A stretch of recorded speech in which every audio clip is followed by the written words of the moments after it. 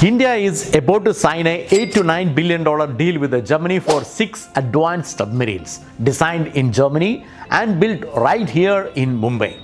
The Finance Ministry has already cleared it and the final signature is expected anytime now. This will be the most expensive conventional submarine contract ever signed anywhere in the world. On the surface, this looks like a defense story, but it is not. It is a trade security story. India has more than 11,000 kilometers of coastline and more than 90% of our trade by volume move by sea.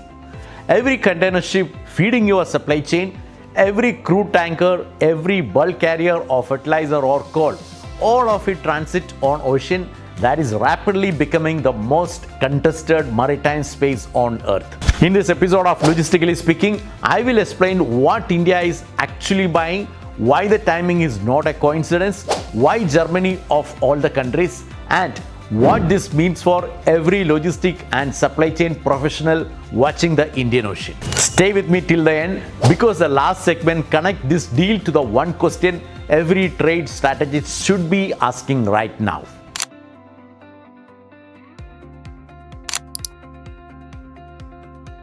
Let me start with the basics of this deal. Under Project 75 India or P75I, Germany's ThyssenKrupp Marine Systems or TKMS will partner with Muscat Dock shipbuilders in Mumbai to build 6 advanced diesel-electric submarines. The negotiated value is around 66,000 to 70,000 crore rupees, which is roughly 8 to 9 billion US dollars. Interestingly, the original bid crossed 1.2 lakh crore and which was negotiated down by almost half. The submarines are based on the German Type 214 next generation design and they carry one critical technology, air independent propulsion or AIP. Now, let me explain why this technology matters so much. A normal diesel electric submarine has to surface every few days to run its engines and recharge. That is exactly when it gets detected. And fuel cell AIP changes the game completely. These boats can stay submerged for up to 3 weeks without resurfacing. And this is not theory. In a 2005 US-led naval exercise, a small Swedish AIP submarine slipped through heavy defenses and scored simulated hits on American aircraft carrier twice. That single incident explains why navies worldwide treat AIP as a generational gem and not an incremental upgrade. India's current fleet is largely Soviet era and aging. These 6 boats will be built at Muscat Dock in Mumbai with indigenous content starting at 45% on the first submarine and rising up to 60% by the 6th one. The first boat is expected around 7 years after signing. Remember that Make in India detail because I will come back to it. Why this submarine deal now? Let me talk about the pressure building in our own waters. China today operates the world's largest navy by ship count, around 400 vessels.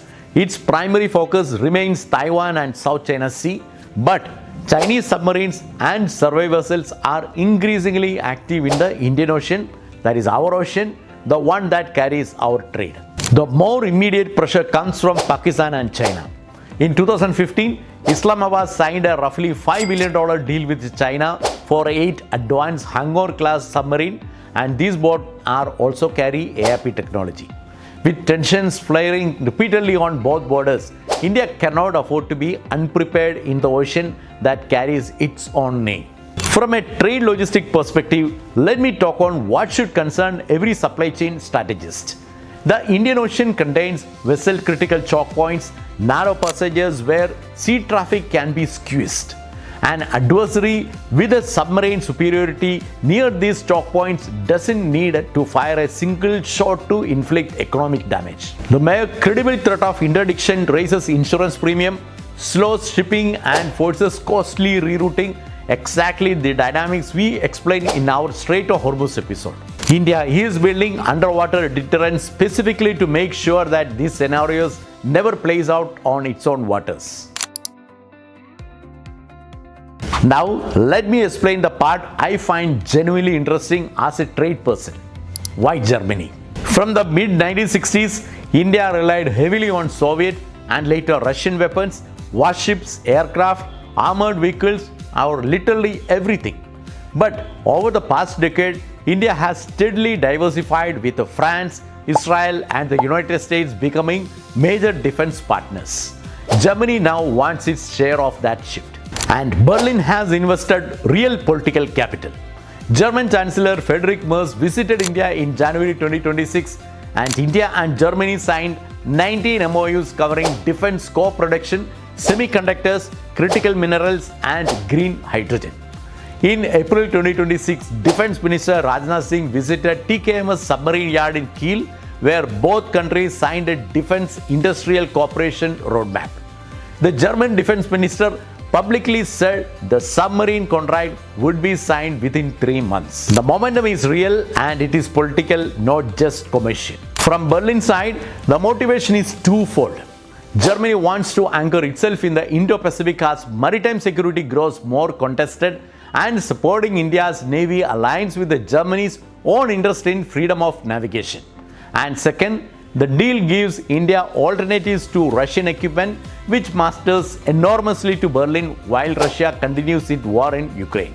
But there is a nuance that matters for trade strategists. India is hedging, not replacing Russia entirely. India continues to buy and operate Russian systems. This is a supply chain diversification and not supply chain replacement. Exactly the same pattern we see in commercial trade every single day. No smart buyer puts everything with one supplier, and India is applying that same logic to national security. Let me talk about the trade-off plainly, because every deal of this scale carries real cost alongside its benefit. The pros for India are substantial. Most importantly, stronger deterrence in our own ocean.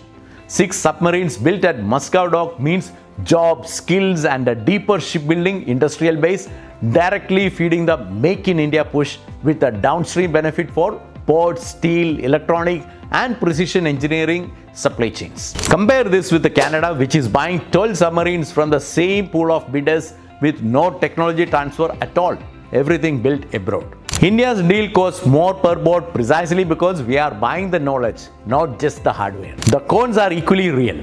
First, technology transfer is a make or break detail. Germany will want to protect its most sensitive components. India will want to produce as much as possible domestically. The exact terms of what transfers and what stays German will decide whether this deal builds genuine capability or just an assembly line.